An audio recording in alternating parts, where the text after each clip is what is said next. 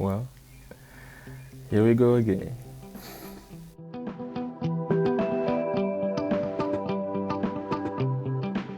Today I have this interesting story to tell you. Two guys go in an interview, okay? So it's like one at a time. They're interviewing for a job at some big corporation. And something interesting happens. So the first guy goes in and asks for the job. The interviewer goes like, okay, so there are some questions we need to ask you first. The interviewer points outside across the street, and then shows him this building, huge building, and asks the first guy, do you know how tall that building is? And so the guy anaangalia nje, anaona like the big building, and he goes like, oh, naifahamu. He goes like, oh, isn't that the blah blah blah blah building? Yeah, you nalifahamu. And I actually know how tall it is. So then the guy ambaye anaminterview anamuuliza, okay, so how tall is it? Anamwambia, it's like this building is, this tall, blah blah blah. And he's like very exact on the details. Yeah, I've read about this before. Nimesoma hapa, nimesoma pale. Yeah, I know about buildings and all that. The second guy comes in and anaulizwa the same exact questions. The interviewer anamuuliza. So we have an interview question, and you need to tell us how tall that building across the street is. And he looks at the building and goes, okay, I'm new here, sijawahi kuliona that building. So if he's in trouble.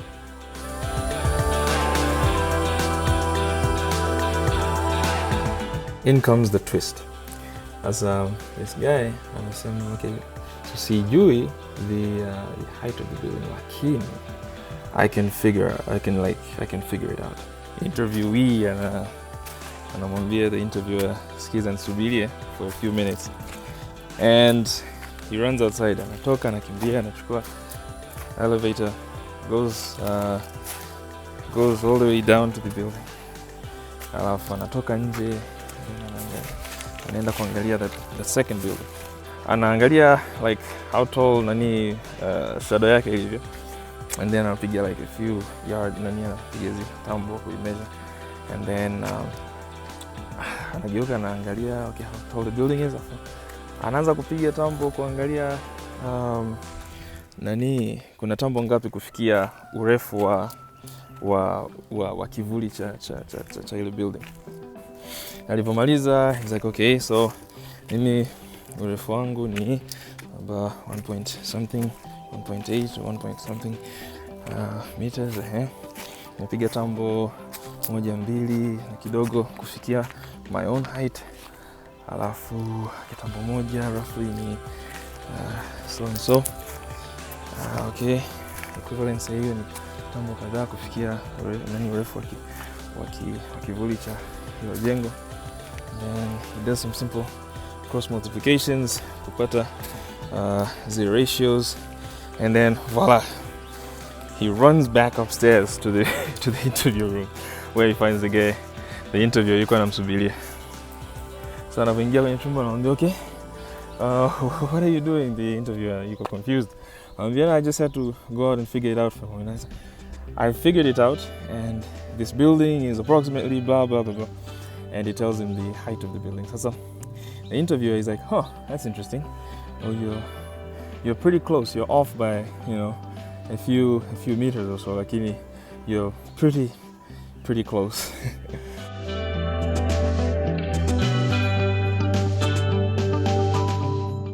Now guess what? The results come in, and the second guy got the job. There's a lot to unpack from that story, but first of all, I have to give the credit. So the credit to the story goes to your educator and your friendly neighborhood astrophysicist, Neil deGrasse Tyson.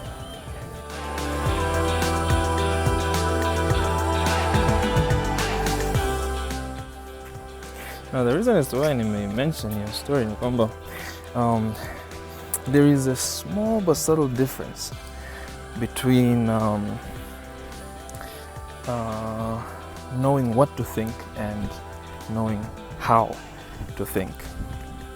Marinate on that a little bit.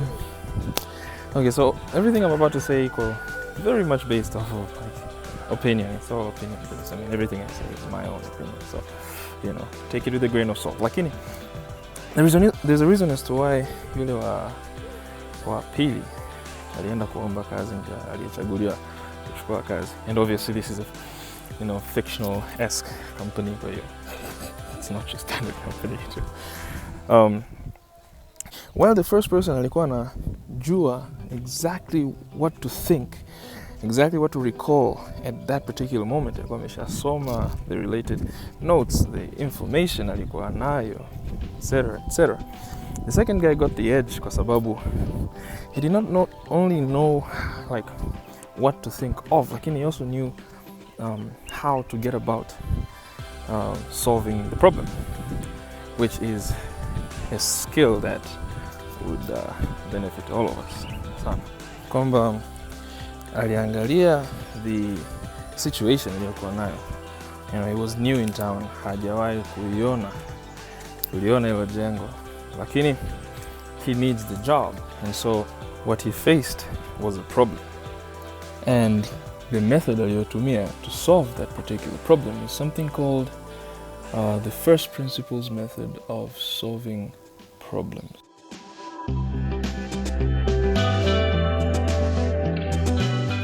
So if you have gone through any physics books or whatnot, you've probably heard of this method. So I'm currently reading this book called How Google Works. It's a very interesting book. Highly recommended. Highly recommended. And in this book, like some of the sources wanaelezea exactly how, implementing a first principles method of problem solving imesaidia like different companies, and some of the most popular people, Elon Musk, Larry Page, Sergey Brin, Eric Schmidt, these people wanaitumia sana, and it's quite interesting. And what it is ni kwamba tu when faced with a problem, there are two main ways one goes about solving that particular problem.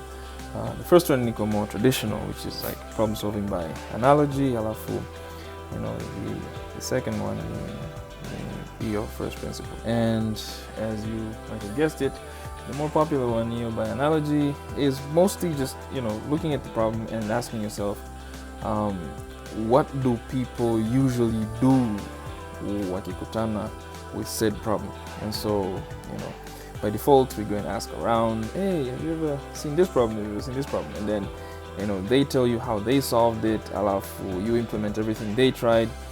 If it fails, you look for someone else. If it fails, you look for someone else. Basically doing the same thing that everybody has already done. And, get into solving the problem. Now, this next method here, first principles, ni kwamba, first of all, you analyze the problem, you break it down to something called its fundamental truths. And what these are basically answers to a question, to a series of questions about hili tatizo ni nini hasa, like why is it so, and is there a way around it? So the reason it shares the same name with your first principles, the physics, the first principles in physics, ni kwamba, in first principles in physics, when you're faced with a problem, first of all, you try and list out all the data that's given to you, which are the fundamental truths. You're given the weight, you're given the speed, you're given blah blah blah.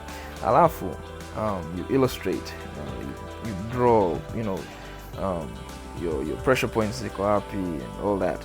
Basically, you try and analyze the fundamental truths about the problem, and that gives you something very, very special, something that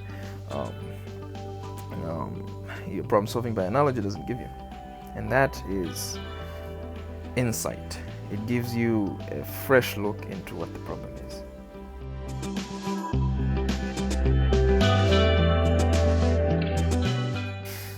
So I guess mfano mzuri hapa would be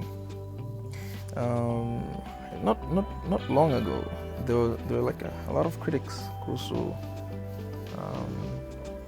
doctors diagnosing people who are na malaria just by looking at them. So, you'd basically call someone up. Okay, not doctors. I think ilikuwa ni watu tu walikuwa na ulizana. So, what's wrong with you? Kichwa kinauma, joints zinauma, loss of appetite. Una malaria. Here, nenda kachukue dawa malaria, kunywa, and you'll be fine. And that is a very good example of problem solving by analogy. Obviously, the two methods, like I'm not here to say kwamba hii ni mbaya, hii ni nzuri, and I don't think that way. I don't think kwamba one is bad, one is good. I think it helps if sometimes you can just use analogy and see what other people have done and just go through the problem. Lakini, I also think kwamba it's better to actually know that both of them exist, and that sometimes if you spend just enough time and you spend just enough resources to try and use different ways about going about a problem, then I think that makes a lot of difference. Now, each topic is a bit big. Like in short, I think what I'm trying to say is when you analyze that story, how the first guy knew everything and the second guy got the job, sio kwamba alikuwa hajui anything, lakini he proved kwamba in akiwa exposed to problems, he can go about solving the problems, and that's very interesting, and I encourage everyone to just think about this kind of this kind of thing, this kind of thinking process, this kind of problem solving process, and there's a lot of testimony about many people ambao wamefanikiwa kutumia first principles na kutatua most of the problems. Actually, personally, I prefer first principles to analogy because it forces me to solve problems as they come at me as an individual, not necessarily so it forces me to analyze my situation and my environment and all that, and do a lot of analysis and then figure things out in a idea.